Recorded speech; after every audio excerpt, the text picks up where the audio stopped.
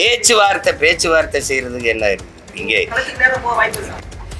பத்திரிகையாளர் வந்து நீங்க கேள்வி கேட்கறாங்க, அவரோட பத்திரிகையாளர் சங்கம் கேட்கறாங்க, நீங்க வந்து போராட்டம் அறிவிச்சிருந்தீங்க ஆனா நடத்தல, சரி இப்போ மக்கள் உள்ள போக மாட்டான்றீங்க, அப்ப நீங்க ரெண்டு சமூக மக்கள்கிட்டயும் பேச்சுவார்த்தை நடத்தலாங்களா அப்படின்னு கேட்கறாங்க. அதுக்கு பேச்சுவார்த்தை நடத்தி என்ன பண்ண முடியும், அது அப்படிதான் கடந்து போறாரு. இதெல்லாம் மோசமானவன், அயோக்கியம், நீ மாற்று அரசியல், இந்த அரசியல் அமைப்பே மாத்த போற, எல்லாத்தையும் உடச்சு போற, புரட்ட போறல, போய் புரட்டாங்க, போய் பன்னீர்கள் போய் புரட்ட வேண்டியதானங்க, போய் புரட்டி போய் பேசு. நீதிமன்றத்துக்கு போய் முறையா விசாரணை எல்லாம் நடந்து ரெண்டு பக்கமும் பேச்சுவார்த்தை நடத்தி இணக்கமா காவல்துறை பாதுகாப்பெல்லாம் போட்டு பெரிய மோதல்கள் வரல. நீங்க மக்கள் போயிருக்காங்க. ஆமா, அவங்க தலித் மக்கள் கோயிலுக்கு போயாச்சு. அவங்க வெள்ளிக்கிழமை போறதா சொல்லியிருந்தாங்க. அதுக்கு பின்னாடி பாமக இருக்குது. இதை ஒரு பெரிய பிரச்சனை ஆக்கி தான் அவங்க அரசியல் செய்யணும்னு இருக்கிறாங்க. ஏன்னா இந்த பிரச்சனையை பெருசாக்குனது ராமதாஸ் ஐயா தானே. ராமதாஸ் ஐயாவை அண்ணன் சீமான் இன்னைக்கு கண்டிச்சிருக்கிறாரா? ஒடுக்குறது ஒரு சாதி ஒடுக்குது அப்படின்னு அது கண்டிக்கிறது தான் அவனுக்கு துப்பு இருந்ததா? அவர் ஐயா கிட்ட ஐயா நீங்க பண்றது தப்பு, ஐயா கிட்ட தப்புன்னு எல்லாம் சொல்றது இல்ல, அப்படி சொல்ற வரைக்கும் போய் நிப்பா அப்படியாங்க, ஏதாவது பிச்சை போடுங்க. மொத்த கட்சியும் பிச்சைக்கார கட்சியா மாத்தி வச்சிருக்காரு. எங்க போனாலும் கை நீட்டுறது. இது எல்லாமே என்ன அப்படின்னா ஒரு அயோக்கியங்கிறது தான். கோயில் நுழைவு போராட்டம் செய்வேங்கிறதுக்காக தான் அவங்க அறிவிச்சாங்க. ஆலய நுழைவு போராட்டம் பண்ணுவேன் அப்படின்னு அறிவிச்ச பிறகுதான் இந்த தீர்ப்பே வந்துருக்குது அப்படின்னு அவர் சொல்றாரு. 2 வருஷம் கழிச்சா நீ போராட்டம் பண்ண போக தீர்ப்பு வரும்போது 22 மாசத்துக்கு முன்னாடி மூடினாங்கல்ல, மூடின மறுநாள் அறிவிச்சிருக்கணும். அன்னைக்கு நீ நடத்தி இருக்கணும்ல. நடத்தி இருந்தா நீ யோக்கிய. பெரும்பாலும் ஆதிக்க சாதி பெருமை பேசுவேன். தேவர் மருமகன் அது என்ன பெருமைன்னு கேட்க. வேற குடும்பத்துல கல்யாணம் பண்ணியிருந்தா அது அசிங்கம்னு சொல்லுவியா? சாதியில என்ன பெருமை இருக்குது? அப்ப காலம் முழுக்க சாதி பெருமையை பேசி சாதி உணர்ச்சியை தூண்டி அதுக்கப்புறம் அந்த சாதி உணர்ச்சியினால் ஒரு பிரச்சனை வருது அப்படின்னா அதுல வந்து நான் ஒடுக்கப்பட்டவங்க பக்கம் நிக்கிறேன்னு அயோக்கியத்தனமா என்னைக்கு நீங்க ஒடுக்கப்பட்ட பக்கம் நின்றுக்கிற? அவங்களோட உரிமைகளுக்கு என்ன நின்றுக்கிற? தீண்டாமைக்கு எதிராக நீ என்ன போராடி கிழிச்சிருக்கிற? எந்த தீண்டாமைக்கு எதிராக போராடி இருக்கிற? பார்ப்பனர் அல்லாதவர்கள் எல்லாருமே தீட்ட தான் பாக்குறாங்க. நீ என்ன சொல்ற? பார்ப்பனர்கள் நான் பாதுகாவலன்னு சொல்றேன். தமிழ்நாட்டுல பாஜக இப்படி வளர்த்தது அப்படின்றது அண்ணாமலைன்ற அதுக்கு ஒரு அங்கீகாரம் கொடுக்குறாரு. மோடி ஐயா உலகம் முழுக்க போற இடத்துல எல்லாம் தமிழ் பெருமை பேசிட்டு இருக்கிறாரு. எங்க போய் தமிழுக்கான வேலைகளை செஞ்சாங்க? அவங்க எந்த நாட்டில் உள்ள தமிழர்களை தனியா சந்திச்சு பேசியிருக்கிறாங்க. இல்ல பாஜக எப்படிப்பட்ட கட்சியா இருந்தாலும் பரவாயில்ல, தமிழரை வந்து பிரதமராக ஆக்கணும், அது கிட்டத்தட்ட சீமான பிரதமராக ஆக்கணும், நாங்கள் கூட்டணி கூட தயார்ன்ற அளவுக்கு இப்போ பேச ஆரம்பிச்சிட்டாங்க. பிரதமர்லாம் ஆகணும்னு அவசியமே முதலமைச்சரோட ஆக மாட்டாங்க, கவுன்சிலரோட ஆக மாட்டாங்க. இது சொம்படிக்கிற கூட்டம். ட்ரைப்ஸ் நேயர்களுக்கு வணக்கம். மீண்டும் திறக்கப்பட்டது மேல்பாதி திரௌபதி அம்மன் கோயில். பக்தர்கள் வராதது ஏன்? பத்திரிகையாளர்கள் கேள்விக்கு மழுப்பிய சீமான். இது குறித்து தான் நீங்க நம்ம பேசுறோம். இது குறித்து பேசுறதுக்காக ஊடகவியலாளர் தோழர் மதன் அறிவழகன் அவர்கள் இணைந்துள்ளார். வாருங்கள் அவரோடு பேசுவோம். தோழர் வணக்கம். வணக்கம் தானே. உயர்நீதிமன்ற தீர்ப்புக்கு பிறகு நேற்று மேல்பாதி திரௌபதி அம்மன் கோயில் வந்து திறக்கப்பட்டது. ஆனா பக்தர்கள் வந்து வரல, அதை புறக்கணிச்சிருக்கிறாங்க. அரசு வந்து சரியா கையாளலை, இரத்திருப்பு மக்கள்கிட்டயும் வந்து பேசி ஒரு புரிதலை ஏற்படுத்தி அந்த கோயிலுக்குள்ள கொண்டு வருது, அந்த கிளாஷை வந்து சரி பண்றது அப்படின்றத வந்து அரசு சரியா கையாளலை அப்படின்னு சொல்லி விமர்சனங்கள் வந்து இந்த இஷ்யூல வந்துட்டு இருக்குது. குறிப்பா நாம் தமிழர் கட்சியை சார்ந்தவங்க தான் இந்த விமர்சனத்தை கடுமையா வச்சுட்டு வராங்க. அரசு வந்து பொய்யா திராவிட மாடல், சமூக நீதின்றதெல்லாம் பேசியதை தவிர நடைமுறையில் அப்படி ஒன்று கிடையாது. சாதிக்கா பார்த்து ஓட்டு வாங்குறதுக்காக இந்த பிரச்சனையை வந்து அரசு அப்படியே தான் வச்சுட்டு ஒரு சாதி தரப்புக்கு ஆதரவாக தான் அரசு இருக்குது அப்படின்ற விமர்சனங்கள் வருது. நீங்க எப்படி பாக்குறீங்க? இந்த கோயில் பிரச்சனை வந்த உடனே கவர்மெண்ட் தலையிட்டு கோயில் நுழைவதற்கான ஆதரவை தெரிவிக்குது. அப்போ அவங்க முடியாதுன்னு சொல்றாங்க. முடியாது அப்படின்னு சொன்னா போறதா இருந்தால் எல்லாரும் போனோம், முடியாதுன்னா கோயிலை மூடுறேன்னு ஒரு முடிவு எடுக்கிறாங்க இல்லையே. அப்போ எல்லாருக்குமான வாய்ப்பாக இருந்தால் தான் அதை அனுமதிக்க முடியும் அப்படின்றது தான். இப்போ தீண்டாமையை ஏற்க முடியாதுன்னா அரசு ஒரு நடவடிக்கை எடுக்குது. கோயிலை திறக்கணும்னு வழக்கு போடுறாங்க. வழக்கு போட்டு தீர்ப்பு என்ன வந்தது? எல்லா தரப்பும் கோயிலுக்குள்ள போகலான்னு தீர்ப்பு வருது. தீர்ப்பை அரசு நடைமுறைப்படுத்துதா இல்லையா? என்ன காரணத்தை சொல்லி மூடினாங்களோ அதே காரணத்தை சொல்லி இப்போ திறக்கிறாங்க. இல்ல திறக்கிறாங்க. ஆனா அரசு வந்து அமைச்சரோ இல்ல அதிகாரிகளோ ரெண்டு தரப்பு மக்களையும் வந்து முன்னாடியே பேசி அதுக்கு ஒரு புரிதல் ஏற்படுத்தி வச்சு கோயிலுக்கு கூட்டு வர வேண்டியது அப்படின்றது அரசோட கடமை தானே. அப்படி ஒரு பேச்சுவார்த்தை நடக்கல. அரசு மக்கள்கிட்ட பேசி புரிய வைக்கிறதுங்கிறது வேற. மக்கள்கிட்ட பேசும்போது நேற்று வந்து அவங்களே சொல்றாங்க, அதிகாரிகள் வந்து பேசினாங்க, முக்கியஸ்தர்கள்லாம் கூப்பிட்டு வச்சு பேசினாங்க. எல்லாருடைய சம்மதத்தோடையும் தான் ஆமா தலித் மக்கள் கோயிலுக்கு வர்றதை ஏத்துக்கிறோம்னு சொன்னாங்க. இவங்க வராததுக்கு இன்னைக்கு கேட்கும்போது என்ன காரணம் சொன்னாங்க? இன்னைக்கு வேலைக்கிழமைங்க, வெள்ளிக்கிழமை நாங்கெல்லாம் பால்குடம் எடுத்துட்டு வருவோம், இன்னைக்கு வரல நாளைக்கு வருவோம்னு சொன்னாங்க. ஸோ மக்கள் பிரச்சனை இல்லை. நேற்று வந்து வரேன்னு சொல்லியிருக்கிறாங்க. மக்கள்கிட்ட பேசுறாங்க, முக்கியஸ்தர்கிட்ட பேசுறாங்க, எல்லோரையும் கூட்டி வச்சு ஊர் தலைவர், பஞ்சாயத்து தலைவர் வரைக்கும் உட்கார்ந்து பேசுறாங்க. அப்ப அரசு பேச்சுவார்த்தை நடத்தலன்றது பொய். ஆமா, நடத்திருக்கிறாங்க. அதிகாரிகள் போய் நடத்திருக்கிறாங்க, தாசில்தார் போயிருக்கிறாங்க, உயர்மட்ட அதிகாரிகள் போயிருக்கிறாங்க. உங்களுடைய ஒப்பீனியன் என்ன? கோயிலுக்குள்ள கூட்டு வர போறோம், நீ என்ன சொல்றீங்கன்னு கேட்கறாங்க. சரி, ஓகே, தீர்ப்பு என்னவோ அதை ஏத்துக்கிறோம் அப்படின்னு சொல்லி வன்னியர் சமூகம், ஆமா வன்னியர் சமூகத்தின் முக்கியஸ்தர்கள் எல்லாருமே ஓகே சொல்லியாச்சு. ஓகே சொல்லி மறுநாள் வந்து காவல்துறை ஃபுல்லா இறக்கிருக்கிறாங்க. தலித் மக்கள் வந்தாங்க, சாமி கும்பிட்டாங்க. 6 மணிக்கு காலையில திறந்தாச்சு. எல்லாரும் சாமி கும்பிட்டு போனாங்க. அதுக்கப்புறம் ஏன் பிரச்சனை வருது? திடீர்னு ஒரு பெண்கள் கூட்டம் வர்றாங்கல்ல, அவங்க யாரு? அவங்க 100 நாள் வேலை திட்டத்துக்கு போகக்கூடிய பெண்கள். அவங்கள எல்லாத்தையும் மொத்தமா கூப்பிட்டு வந்து ஆர்கனைஸ் பண்ணி அது ஒரு போராட்டமா பிரச்சனையா மாத்தினது யாரு? அப்ப அவங்களுக்கு பின்னாடி ஒரு சக்தி இருக்குல்ல, அது யாரு? அது பாமக. அப்ப நீ வந்து என்ன சொல்ற? எங்க ஐயா எங்க ஐயா எங்க ஐயான்னு சொல்றல்ல, உங்க ஐயா தான் அந்த வேலையை செய்யறது. இப்ப நான் எதுக்காக இதை ஆதாரத்தோட சொல்றேன் அப்படின்னா, இதுக்கு முன்னாடியும் பிரச்சனை பண்ணதுங்கிறது வந்து மக்கள் போராடுறாங்க அப்படின்னா, பாட்டாளி மக்கள் கட்சியிலிருந்து பாலு போறார், வழக்கறிஞர் பாலு போய் இது நம்மளுடைய பாரம்பரியம், நம்மளுடைய உரிமை, இங்க வந்து பிறர் உள்ள வராம பார்த்துக்க வேண்டியது நம்முடைய கடமை, இதை செய்யணும்னு சொல்லி எங்க ஐயா வந்து ராமதாஸ் சொல்லி அனுப்புனார். இந்த செய்தியை நான் அதனாலதான் வந்து சொல்றேன் அப்படின்னு வந்து பேசினார்ல. அந்த பிரச்சனையை பெருசாக்குனது ராமதாஸ் ஐயா தானே. ராமதாஸ் ஐயாவை அண்ணன் சீமான் என்னைக்கா கண்டிச்சிருக்கிறாரா? இல்ல. 2 தரப்புக்குள்ளேயும் பேச்சுவார்த்தை நடத்தணும்னு சொல்றாரு இல்லையா? அதுல இவருடைய பங்களிப்பு என்ன? 2 வருஷம் ஆச்சு, 22 மாசம் கழிச்சு நீ திறந்திருக்கிறாங்கன்னு சொல்றாங்க இல்லையா? அதுல அண்ணன் என்ன பண்ணிருக்கிறார்? ஐயா அவர் வந்து ஆலய நிலைவு போராட்டம் பண்ணுவேன் அப்படின்னு அறிவிச்ச பிறகுதான் இந்த தீர்ப்பே வந்திருக்குது அப்படின்னு அவர் சொல்றாரு. கோர்ட்ல விசாரணை நடக்குது, அவங்க தீர்ப்பு டேட்டா முன்னாடி சொல்லிட்டாங்க, நீ தீர்ப்பு வரும்னு சொல்லியிருக்காங்க. உங்களுடைய வழக்கறிஞர் அங்க இருக்கிறாங்க, ஐயா தீர்ப்பு வர போது அநேகமா சாதகமா வர்றது வாய்ப்பு இருக்குதுன்னு சொன்ன உடனே இவர் வந்து போராட்டம் பண்ண போறேன்னு அறிவிச்சார். போராட்டம் பண்ண போறேன் என்னன்னா, 2 வருஷம் கழிச்சா நீ போராட்டம் பண்ண போவ? தீர்ப்பு வரும்போது தீர்ப்பு சொல்ல போறாங்கன்னு தெரிஞ்ச பிறகு போராட்டத்துக்கு போவ? 22 மாசத்துக்கு முன்னாடி மூடினாங்கல்ல, மூடின மறுநாள் அறிவிச்சிருக்கணும். நீ 1 வாரம் கழிச்சு நடத்து, 2 வாரம் கழிச்சு நடத்து. ஆனா அன்னைக்கு நீ நடத்திருக்கணும்ல. நடத்தியிருந்தா நீ யோக்கிய. இரு தரப்புக்கிட்டையும் பேச்சுவார்த்தை நடத்துறதுக்கு உனக்கு வாய்ப்பு இருக்குது தானே. தமிழ் தேசிய தலைவர் தானே, ரெண்டுமே தமிழ் குடிகள் தானே, ரெண்டுமே தமிழ் குடிகள். பத்திரிகையாளர்கள் வந்து நான் சொல்லி கேட்டுக்கிறேன், பத்திரிகையாளர் வந்து நீங்க கேள்வி கேட்கறாங்க, அவரோட பத்திரிகையாளர் சந்தர்ப்பத்துல நீ காலில் வந்து கேட்கறாங்க, நீங்க வந்து போராட்டம் அறிவிச்சிருந்தீங்க ஆனா நடத்தல, சரி இப்போ மக்கள் உள்ள போக மாட்டான்றீங்க, அப்ப நீங்க 2 சமூக மக்கள்கிட்டயும் பேச்சுவார்த்தை நடத்தலாங்களா அப்படின்னு கேட்கறாங்க. அதுக்கு பேச்சுவார்த்தை நடத்தி என்ன பண்ண முடியும்? பேசி என்ன பண்றது? அது அப்படிதான் கடந்து போறாரு. நீங்க கோயிலுக்கு போவீங்களா அப்படின்னு கேட்டா அதுக்கு அது பதில் சொல்லாம அதை உடனே அவங்க கிட்ட ஸ்கிப் ஆகி திமுக திட்டுறதுக்கு.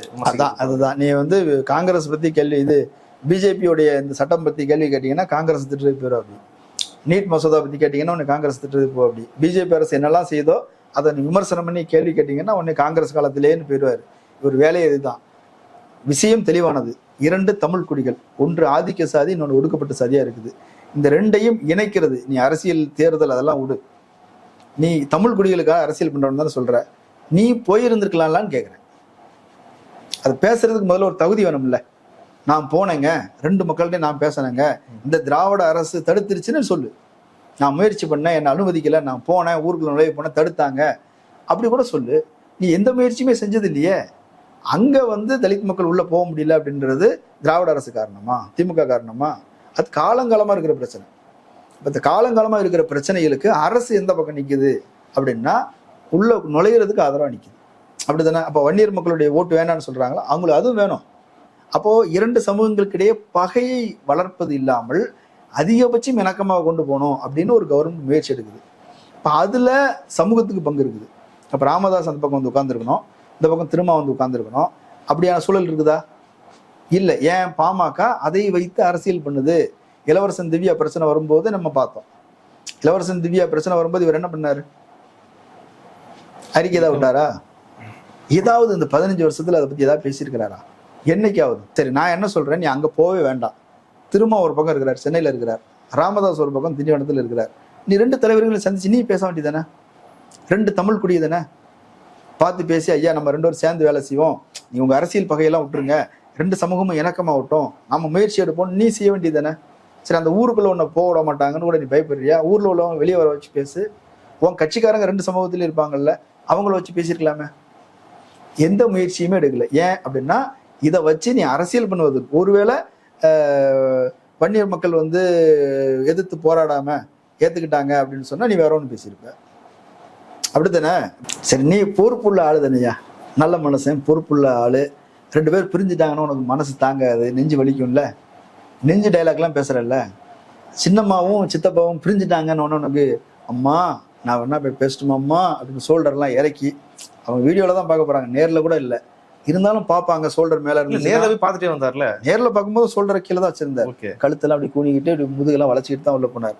அந்த மாதிரி அம்மா சின்னம்மா நான் வேணா பேசட்டுமா அப்படின்னு சொன்னல. சித்தப்பா கிட்ட நான் பேசினேன், சின்னம்மாட்ட பேசினேன்னு அந்த மாதிரி பேச வேண்டியது தானே. சொல்கிற இறக்கிட்டே போ, மக்கள் தானே, மக்கள்கிட்ட போ, சொல்கிற இறக்கிட்டு போய் பேசு. இது வந்து எனக்கு புரிய வை, தமிழ் தேசியம்னா என்னன்னு போய் பேசாங்க. உன்னை யார் தடுத்தா? நீ மற்றவங்கெல்லாம் மோசமானவர் இங்கே போக மாட்டாரு. அல்ல, அதைத்தான் கேட்குறேன். மற்றவெல்லாம் மோசமானவன், அயோக்கியன். நீ மாற்று அரசியல், இந்த அரசியல் அமைப்பையே மாற்ற போகிற, எல்லாத்தையும் உடச்சு நொறுக்க போகிற, புரட்ட போகிறல்ல, போய் புரட்டாங்க. போய் பன்னீர்கள்ட்ட போய் புரட்ட வேண்டியதானங்க. போய் புரட்டி போய் பேசு. சாதி வெறி கூடாது, 2 பேருமே ஆதி தமிழ் குடிகள், நாம் வந்து நம்மளை வந்து அநீதி செஞ்சு திராவிடம் பிரிச்சிருச்சு, நாம் திராவிட அரசியலுக்கு முடிவு கட்டுவோம், தமிழர்களாய் ஒன்றிணைவோம், நாம் தமிழர்னு போய் சொல்ல. அவர் ஐயா கிட்ட போய் ஐயா நீங்க பண்றது தப்பு, ஐயா கிட்ட விடக்கூடாது தப்புன்னு எல்லாம் சொல்றது இல்ல. அப்படி சொல்ற இறக்கிட்டு போய் நிப்பா அப்படியாங்க, ஏதாவது பிச்சை போடுங்கன்னு. மொத்த கட்சியும் பிச்சைக்கார கட்சியா மாத்தி வச்சிருக்கிறாரு. எங்க போனாலும் கை நீட்டுறது, வெளிநாட்டுக்கு போனாலும் கை நீட்டுறது, உள்நாட்டுக்கு வந்தாலும் கை நீட்டுறது, டெல்லிக்கு போனாலும் கை நீட்டுறது, கையேந்தி கையேந்தி கையேந்தி இருக்கக்கூடிய ஒரு கும்பல். நீங்க வந்து உனக்கு ஏன் அதை செய்யணும்னு தோணவே இல்லை. முதலுலகத்து ஒரு கலவரம் நடக்கும்போது பெரியார் போனாருங்க. ஒரு ஆட்சியாளர் கிடையாது, ஆட்சியாளர்கள் போக முடியாது. ஏன்னா ஆட்சியாளர் அரசு தரப்புல இருந்து ஒரு நடவடிக்கை எடுக்கும்போது யாரோ ஒருத்தர் கோச்சிப்பாங்கன்ற பிரச்சனை இருக்கும்.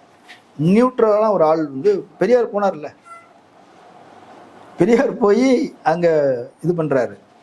அதே மாதிரி அந்த சில இடங்கள்ல வந்து உள்ளாட்சி தேர்தல் நடத்தவே முடியாமல் இருந்தது. பாப்பாப்பட்டி, கீரிப்பட்டி, நாட்டார்மங்கலம், இந்த சில இடங்கள்லாம் வந்து தேர்தலை நடத்த முடியாமல் இருந்தது. அப்போ உள்ளாட்சித்துறை அமைச்சராக ஸ்டாலின் வர்றாரு. அப்போது உதயச்சந்திரன் அங்கே கலெக்டர் மதுரை. அங்கே வந்து முன்னாடிலாம் அமைச்சர்கள் அனுப்பிவிடலாம், 94 அமைச்சர்கள்லாம் அனுப்பிவிடலாம் பேசி பார்த்துருக்குறாங்க. அது நடக்கலை ஜெயலலிதா இருக்கும்போது. அப்போ இவங்க என்ன பண்ணுறாங்க அப்படின்னா, அங்கே உள்ள ஆக்டிவிஸ்ட்டுகள், ஆதிக்க சாதியில் உள்ள ஆக்டிவிஸ்ட்டுகள், அவங்களை கூப்பிடுறாங்க. கம்யூனிஸ்டுகள், பெரியாரிஸ்டுகள், முற்போக்கு சிந்தனை கொண்டவர்கள், பொதுவான ஆட்கள் எல்லாரையும் கூப்பிட்டு பேசி அந்தந்த சமூகங்களில் அவங்க நட்டோர்கள் அதை பேசி இளைஞர்களை திரட்டி புரிய வச்சு அதை பக்குவமாக்கி எவ்வளவு நிதானமாக அதை வந்து செஞ்சு அங்கே எலெக்ஷனையும் நடத்தி, எலெக்ஷன் நடத்துறது மட்டும் இல்லை, நடத்தி முடித்த உடனே இவங்கெல்லாம் சாதாரண ஆளுங்க, நம்மளை பார்த்து கை கட்டி நின்னவனுங்கன்ற பார்வை அவங்களுக்கு இருந்தது. சாதாரண ஆள் இல்லை அப்படின்றத நீங்கள் வந்து புரியணுங்கிறதுக்காக, அவங்க புரியணுங்கிறதுக்காக அவங்களெல்லாம் வர வச்சு ஒரு நிகழ்ச்சி நடத்தி கலைஞர் முதலமைச்சர் அவங்களை அங்கீகரிக்கிற, அப்படியே உள்ளாட்சித்துறை அமைச்சர் அவங்களை அங்கீகரிக்கிறாங்க. ஸோ இவங்க பெரிய இடத்த ஆளுங்கிற மாதிரி ஒரு தோட்டத்தை உருவாக்கி மேலே கை வைக்கக்கூடாது அப்படிங்கிற எண்ணத்தை உருவாக்கி எவ்வளோ பெரிய வேலையை செஞ்சு முடிச்சாங்க. பொறுப்புள்ளவங்க அதை செய்வாங்க. ஸ்டாலின் செஞ்சார், அவர் அனுபவம் உள்ளவர், அவர்கிட்ட அந்த நிதானம் உண்டு. எடுத்தறிஞ்சு பேசுகிறவன் மூக்க சீந்தரவன்லாம் அங்கே போக முடியாது. ஒன்றும் இல்லைங்க, ஐயா தேவர், ஐயா முக்கிய தேவர், அது இதுன்னு அப்படி பல்லர்களே பாண்டியர்கள்னு சொல்லிட்டு வந்துட்டு அப்படி இங்கே வந்தால் வெட்டுவேன்றான். அவர் தேவர் குரு பூஜைக்கு போகிற இடம்லாம் பயந்துக்கிட்டே போயிருக்காரு. அப்படி அங்கே போய் பத்திரிகையாளர் சந்திப்பு, எல்லாரும் மைக் வச்சு நிற்கிறாங்க. வந்தால் மூக்க நோண்டிட்டு ஏதாவது கதை சொல்லுவார் இல்லையா, வர அப்படி அங்கே ஐயா வாழ்கணும்னு இவன் பயப்படுறான். ஏதோ நம்மளை அடிக்கிறதுக்கு இது பண்ண போகிறாங்களோ இப்படிங்கிறான். ஏதோ இது இல்லை, நான் இது முக்கியமான நிகழ்வு, நான் கிளம்புறேன்னு போயிட்டான்.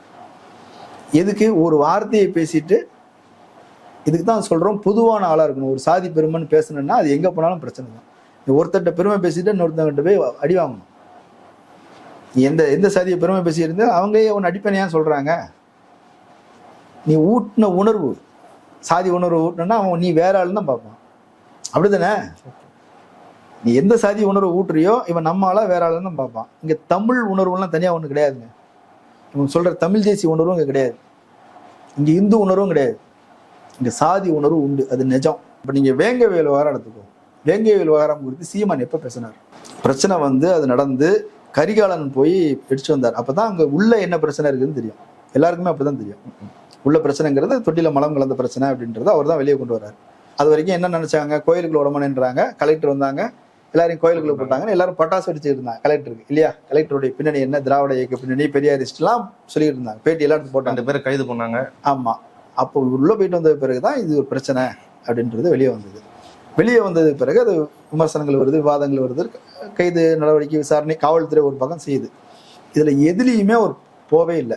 எப்போ போகிறாரு? ஈரோடு இடைத்தேர்தல் அறிவித்த பிறகு அவர் இங்கேருந்து வர்றாரு. எதுக்கு? அதுக்கப்புறம் தான் எல்லாருமே போனாங்க. 1 மாதம் நான் பத்திரிகையாளனாக இதை கவனிச்சுக்கிட்டு இருந்தவங்கிற வகையில சொல்றேன். 1 மாதமாக வேற யாருமே அங்க போகல. உண்மையறி குழு எல்லாம் அதுக்கப்புறம் போகுது. ஈரோடு இடைத்தேர்தல் எரிச்சு வெளியே அங்க 30% தலித்துகள் இருக்கிறாங்க. அப்ப நீங்க ஒரு அரசியல் காரணத்துக்காகத்தான் நீங்க எல்லாமே பேசுறீங்க செய்றீங்க அப்படின்னா உங்களை எப்படி நம்பிக்கைக்குரிய நபரா நான் பார்த்துக்க முடியும்? நீ உன்னுடைய விமர்சனத்தை நான் எப்படி மதிக்கிறதுன்னு கேட்கிறேன். ஒரு அரசு வந்துங்க 2 பெரும் சமூகம். இந்த பிரச்சனை வந்து நீங்க 90களில் உள்ள காலகட்டம் பார்த்தீங்க அப்படின்னு தான் தெரியும். அவர் அரசு பணியில இருந்த திருமாவளவன் அதெல்லாம் விட்டுட்டு முழு நேர அரசியல்வாதியா வர்றதுக்கு காரணமே வடக்க ஏற்பட்ட அந்த மோதல்கள் தான். அப்ப இந்த 2 சமூகங்களுக்கு இடையிலே மோதல் எல்லா பக்கமும் நடந்துகிட்டு இருக்குது. அப்படி இருந்த ஒரு சமூகத்தை இன்னைக்கு எவ்வளவோ மாத்தி இருக்கிறோம். இன்னைக்கு பெரிய அளவுல மோதல்கள் கிடையாது, சண்டை சச்சரவு. முன்னாடிலாம் என்ன தெரியுமா சொல்லுவாங்க, எந்த நேரத்திலையும் பஸ் நின்றுமா, எந்த நேரத்திலும் ஸ்ட்ரைக்கு. ஏதோ ஒரு பக்கத்துல வந்து யாரோ ஒருத்தர், இந்த பிரிவோ அல்லது அந்த பிரிவோ 2 பேர்த்துல யாரோ ஒருத்தர் வந்து, ஏன்னா ஏதோ ஒரு பிரச்சனை வந்துட்டே இருக்கும். அப்படியெல்லாம் மோதல் இருந்த ஒரு சமூகங்கள் அப்ப நம்ம கண்ணுக்கு முன்னாடி தெரியும். பிரச்சனை வரக்கூடாது, ரொம்ப கவனமா கையாளணும், பக்குவமா கையாளணும் அப்படின்னு ஒரு கவர்மெண்ட் பொறுப்போ நடந்துகிட்டு இருக்குது. நீதிமன்றத்துக்கு போய் முறையா அது விசாரணையெல்லாம் நடந்து 2 பக்கமும் பேச்சுவார்த்தை நடத்தி இணக்கமா காவல்துறை பாதுகாப்பெல்லாம் போட்டு பெரிய மோதல்கள் வரல இல்லையா? நீங்க மக்கள் போயிருக்காங்க. ஆமா, அவங்க தலித் மக்கள் கோயிலுக்கு போயாச்சு. ஓகே, இப்ப இவங்க போறதுக்கு என்ன, அவங்க நுழைஞ்ச கோயில நம்ம போறதா? இன்னொன்னு அது நம்ம கோயில், பாரம்பரியமா நம்ம உரிமை அப்படின்னு அவங்க நினைச்சுக்கிட்டு இருக்கிறாங்க. அப்போ அதை கன்வின்ஸ் பண்றதுக்கு போனோம்ல. 2 சமூகமும் சேர்ந்து அந்த கோயிலை கட்டியிருக்கிறாங்க. அந்த கோயில் கட்டினதுல தலித் மக்களுடைய நிதி இருக்குது. ஒவ்வொரு முறை கோயிலுக்கு திருவிழா நடத்தும் போதும் வரி கொடுக்குறாங்க. பங்குதரர் அப்படின்னா 2 பேரும் தானே உள்ள போனோம். அதுல ஒரு சமூகம் வெளியே நிற்கிறது, இன்னொரு சமூகம் மட்டும் உள்ள போறது. அதுல என்ன நியாயம் இருக்குது? அந்த நியாயத்துக்கு நீ என்ன போராடி இருக்கிற? சரி, நீ வேங்க இந்த மேல் பாதி விட்டுருவோம். எல்லா இடங்கள்லயும் எல்லா கோயில்கள்லயும் தலித் மக்கள் போயிட்டாங்களா? அவங்க அரணியூர்ல போயிட்டாங்களா? எத்தனை இடங்கள் இருக்குது? முக்குளத்தூர் ஏரியால எல்லா கோயில்லையும் எல்லாரும் போயிட்டாங்களா? இதை கவுண்டர் ஏரியாலாம் இருக்குது, தூய தமிழர்கள்னு சொல்றல அந்த ஏரியாவில் இருக்குது. அங்க தலித் மக்கள் உள்ள போக முடியறது இல்லை. நான் ஒரு ஊருக்கு போறேன், அங்க வந்து அந்த இந்த படம் இருக்குல்ல, சேரன் பாண்டியன், அதே சிஸ்டம் இருக்குது. கோயிலுக்குள்ள ஒரு வளாகம் இருக்குது, அங்க கம்பியெல்லாம் வச்சிருக்கிறாங்க. அங்க வந்து ஆதிக்க சாதியினர் இருப்பாங்க. அதுக்கு பின்னாடி இன்னொரு இது போட்டு வச்சிருக்கிறாங்க. அதுல வந்து தலித் மக்கள் இருக்கணும். அப்படி இருக்குதே, நீங்க எங்க தலையிட்டு இருக்கிறீங்க? எந்த பிரச்சனையில தலையிட்டு இருக்கிறீங்க? இப்போ பலரும் நாம் தமிழர்ல தலித் இளைஞர்கள் அன்னைக்கு 2009-10 உள்ள நுழைஞ்சவங்க 2013 பிறகு வெளியே வந்ததுல மிக முக்கியமான காரணம் இளவரசன் திவ்யா பிரச்சனையில் ஒரு கருத்தே சொல்லல. பேச்சுவாக்கில் சகோதரர்களுக்குள்ள சண்டை வேண்டாம் அப்படின்னாரு. சகோதரர்களுக்கு நடந்த சண்டையாது. ஒரு இயக்கம், பாட்டாளி மக்கள் கட்சி, உங்க இயக்கம், உங்க ஐயா பெரிய ஐயா 2000 பேரை ஆட்களை அனுப்பி குடிசையில எரிக்கிறாங்கல்ல, எரிச்சாங்களா இல்லையா? சும்மா போல அந்த பெயிண்ட் அடிப்பாங்க தெரியுமில்ல, அந்த இது என்னது ஸ்ப்ரே, அந்த ஸ்ப்ரே மிஷின்லாம் கொண்டு போறாங்க. உள்ள பெட்ரோல் அடைச்சி ஸ்ப்ரே வச்சு அடிச்சு ஓட்டு மேலெல்லாம் ஸ்ப்ரே அடிச்சு தீயை வச்சு கொளுத்துறாங்க. பீரோ அடிச்சு உடைச்சி ஜாமான் அள்ளிட்டு போயிருக்கிறாங்க. வாகனங்கள் அடிச்சிருக்கிறாங்க. பைக்கு, அவங்க வச்சிருக்கிற காரு, அவங்க வச்சிருக்கிற இந்த டாடா ஏஸ் அப்பதான் எல்லாம் வாங்கியிருக்கிறாங்க. ஒரு அடிநிலையிலிருந்து அப்பதான் கொஞ்சம் மேலே வந்திருக்கிறாங்க. பொருளாதாரம், தொழில் எல்லாத்தையுமே நாசம் பண்ணாங்களே. பெண்கள் எல்லாம் கரும்பு கட்டுல போய் ராத்திரியெல்லாம் ஒளிஞ்சு கிடந்தாங்களே. 5 மணி நேரம் தொடர்ந்து தாக்குதல் நடந்தது. பார்க்கறதுக்காக போனியா நீ? ஆதி தமிழ் குடிகளுக்காக ஒடுக்குறது ஒரு சாதி ஒடுக்குது அப்படின்னு அது கண்டிக்கிறதுக்காக உனக்கு துப்பு இருந்ததா? ஒரே வீட்டுக்குள்ள அண்ணன் தம்பி சண்டை போட்டான்னு எந்த பக்கம் நிற்பீங்க? நடுவுல போய் நிற்பீங்க. நியாயம் அநியாயம் அப்புறம் பேசிக்கலாம். ஏன்னா அண்ணன் தம்பி, இப்போ தம்பி மேல தப்பு இருக்குன்னு அண்ணன் அடின்னு சொல்லிடுவோமா நம்ம? இல்லை தானே. ஒரு பொதுவான ஆள் என்ன பண்ணுவோம், தகப்பன் தாய் தகப்பன் என்ன பண்ணுவாங்க, முதல்ல பிரிச்சு விடுவோம். எதா இருந்தாலும் உட்காந்து பேசிக்கலாம், விடு. இல்லை அவன் 4 அடி அதிகம், சரி விடு, அதெல்லாம் அப்புறம் பேசிக்கலாம், விடு, சண்டையில் அதெல்லாம் வரும், விடு, என்ன பிரச்சனை சொல்லு, தீர்த்து வைப்பேன், அப்படி தானே போவீங்க. ஏன் நீ பொதுவான ஆள் தானே, போக வேண்டியது தானே? உன்னை யார் தடுத்தா? இது எல்லாமே என்ன அப்படின்னா இவன் ஒரு அயோக்கியங்கிறது தான் காட்டுது. எந்த வகையிலையும் நேர்மை இல்லாத ஒரு நபர். பெரும்பாலும் ஆதிக்க சாதி பெருமை பேசுவது. ஐயா தேவர், ஐயா முக்கிய தேவர், நான் தேவர் மருமகன், அது என்ன பெருமைன்னு கேட்குறேன். என் வேற குடும்பத்தில் கல்யாணம் பண்ணியிருந்தா அது அசிங்கம்னு சொல்லுவியா? இல்லை, இதுல என்ன பெருமை இருக்குதுன்னு கேட்குறேன். நான் தேவர் குடும்பத்து மருமகன், நம்ம இவருக்கு தான் பிறந்தோம், இவரு தான் இருந்தோம், இதுல என்ன இழிவு இருக்குது, இதை பெருமையா சொல்லிக்கலாம். ஏங்க நீ ஒன்று பெருமைன்னு சொன்னாலே இன்னொரு பக்கம் இழிவுங்க. அதானே? நீங்க ரெண்டுமே ஒரு நாணயத்தின் 2 பக்கம். பெருமை இழிவு சேர்ந்தது, புனிதம் இழிவு சேர்ந்தது, தீண்டாமையும் தீண்டுறதும் சேர்ந்தது. அது நீ ஒருத்தருக்கான பெருமைங்கிறது இன்னொருத்தருக்கான இழிவு. அது ஒரு சாதி உயர்ந்ததுன்னு சொன்னா மற்ற சாதியெல்லாம் தாழ்ந்ததுன்னு அர்த்தம். இப்ப பெரியார் சொல்றாருல்ல, ஒரு ஒரு பெண் வந்து இது வந்து பத்தினி குடியிருக்கும் வீடுன்னு வீட்டுல போர்டு போட்டு வச்சிருக்கிறா அப்படின்னு என்ன அர்த்தம்? மற்றவங்க எல்லாம் பத்தினி இல்லைன்னு அர்த்தம். அப்படித்தானே? இப்போ நீ அதுல என்ன பெருமை இருக்குதுன்னு, பிறப்புல என்னங்க ஒரு ஆணும் பெண்ணும் சேர்ந்து குழந்தை பத்துக்கிறா, இதுல என்ன பெருமை இருக்குதுன்னு கேட்குறேன். அவங்க சுதந்திரத்துக்காக போராடினாங்களா? மற்றவங்க போராடலையா? திருப்பூர் குமரன் யாரு? வ.உ.சி யாரு? காமராஜர் யாரு? கக்கன் யாரு? யாருமே போராடலையா? வன்னியர்கள் யாரும் போராடலையா? எல்லாரும் தான் போராடி இருக்கிறாங்க. அவங்களுடைய அரசியல் பாதைகள் வேற. ஒன்று அமைதி வழியில போராட்டம் நடத்திருப்பாங்க, இன்னொருத்தவங்க கொஞ்சம் ஆக்ரோஷமா போராடி இருப்பாங்க. இதுல உயர்ந்ததும் இல்லை தாழ்ந்ததும் இல்லை. அது நிலைப்பாடு தானே. அது அப்படித்தானே இல்லையா? அது நிலைப்பாடு. கொள்கை சார்ந்த ஒருத்தங்க காங்கிரஸ் சார்ந்து இருந்திருப்பாங்க, இன்னொருத்தங்க ஃபார்வர்ட் பேக் சுபாஷ் சந்திர போஸ் சார்ந்து இருந்திருப்பாங்க. இவ்வளவுதானே? அப்ப அதுல உயர்ந்தது தாழ்ந்தது என்ன இருக்குது? இதுல யாருக்கு வீரம் இல்லாத சமூகம் எது இருக்குது சொல்லுங்க பார்க்கலாம். இந்த சமூகத்துக்கு வீரமே கிடையாது, அப்படி ஒரு சமூகம் இருந்திருக்குதா?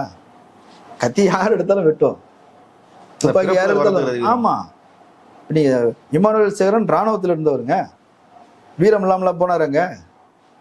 துப்பாக்கி எடுத்து ட்ரைனிங் எடுத்தவர் தானே, சண்டை போட்டவர் தானே, எத்தனை நாடுகளை பயணிச்சிருப்பாரு அவரு. யாருக்கு வீரம் இல்லைன்னு கேட்குறேன். எந்த சமூகத்துக்கு வீரம் இல்லை? அதுல என்ன பெருமை? ஒரு சாதியை உயர்த்தி உயர்த்தி பேசுறதுங்கிறது மற்றவங்களை இழிவுபடுத்துறது. கூச்சம் இல்லாமல் செஞ்சுட்டு இருக்கிறாங்க. அதில் அவங்க அத்தனை கட்சியில் அத்தனை பேர் இருக்கிறாங்க. இப்போ ஒரு உயர்மட்ட நிர்வாகிகள் எல்லாமே அதே சமூகத்தை சேர்ந்தவங்களை போட்டு வச்சிருக்கிறாங்க. இதை காரணமாக சொல்லி நெல்லை மாவட்டத்தில் உள்ளவங்க தேவேந்திர குல வேளாளர் சமூகத்தில் சேர்ந்தவங்க நாடார் சமூகத்தில் வெளியே போயிருக்கிறாங்க, கொத்தா வெளியே போயிருக்கிறாங்க. ஏன் அவங்க வேண்டாமா? உங்களுக்கு இல்லை வேண்டாமான்னு கேட்குறேன். தமிழ் தேசியத்தில் அவங்க இல்லையா? நாடார்களும் தேவேந்திர வேளாளர்கள் இல்லையா? கவுண்டர்கள் இல்லையா? வன்னியர்கள் இல்லையா? பறையர்கள் இல்லையா? அது என்ன ஒரு சாதியை மட்டும் புகழ்ந்து புகழ்ந்து பேசுறது? அருவருப்பா இல்லை? சாதியில என்னங்க பெருமை இருக்குதுன்னு கேட்குறேன். பிறப்புல என்ன பெருமை இருக்குது? இதை பிறப்பின் இழிவு ஒழியணும்னு பாடுபட்ட பெரியாரை திட்டிட்டு இருக்கிறேன். பெரியார் கடைசியாக தானே சொல்றாரு, பிறப்பினால் வந்த இழிவு ஒழியாம அதுக்குள்ள நான் செத்து போறேன் அப்படின்னு தான் சொன்ன வருத்தப்பட்டார் அவரு. உங்களெல்லாம் விட்டுட்டு போறேன்னு வருத்தப்பட்டாரு. நீ இந்த பிறப்பு பெருமையை பேசுறல்ல, இப்ப இன்னைக்கு இந்த மோதல்கள், இந்த சாதி உணர்வு அதிகரிச்சிருக்கா இல்லையா? அதிகரிக்கிறதுக்கு நாம் தமிழர் காரணமா இல்லையா? மேடைகள்லே சாதி பெருமைகள் பேசுறது எப்போ வந்துச்சு? முன்னாடி சாதி சங்கங்கள் பேசுவாங்க, அவன் சொந்த சாதியை பேசுவாங்க, அது வேறங்க. ஒரு கட்சியே வந்து சாதி அடையாளம், இவன் இவன் என்ன சாதி, இவன் என்ன சாதி பாரு, அவன் என்ன சாதி பாரு, சாதியை பார்க்கறதுங்கிறத ஒரு பண்பாடாக மறு கட்டமைப்பு செய்தது யார்? பாஜக பேசுவாங்க. ஆனா அது தமிழர் பண்பாடுனே சொல்லி பொது வெளியில பேச மாட்டாங்க. பாஜக பொது வெளியில பேச மாட்டாங்க. எச்ராஜா மட்டும்தான் பெரியாரை விமர்சிப்பார். அதுலயும் இப்படி பெரியாருடைய சாதியை சொல்லுவார். இல்ல, அவங்களும் கூட இது இந்து மத தர்மம்னு பேசுவாங்க. ஆனா தமிழர் பண்பாடுன்னு சொல்லி இதை இப்ப பரப்பிட்டு இருக்குது. ஆமா, இந்த சாதி பெருமைகள்ங்கிறது அப்படியும் பேசுனது இல்லையா? அவங்க ஒரு பொதுவா ஒரு ஊருக்கு போனாங்கன்னா அங்க உள்ள சமூகங்களை பாராட்டி பேசுறது இருக்குங்க, அது வேற. மொத்தமாவே இதே வேலையா செஞ்சேன்னா இல்ல யாருக்கு இழிவானவங்கன்னு சொல்றேன். இப்போ விவசாயம் பண்றவங்க இழிவானவங்களா?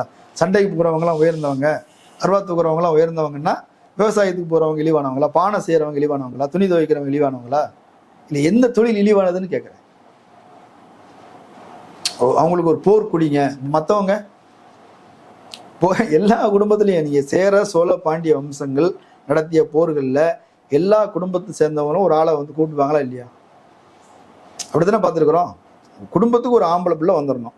தந்தை இறந்துட்டானா பையன் வா, மூத்தவன் இறந்துட்டானா இளையவன் வா. அப்படித்தானே நடந்திருக்குது. குழந்தைகள் தவிர இது எல்லாரும் போருக்கு போயிருக்காங்க தானே. அப்போ எல்லாரும் தானே போரில் பங்கிட்டு இருக்கிறாங்க. அதில் என்ன பெருமை இருக்குன்னு கேட்குறேன்.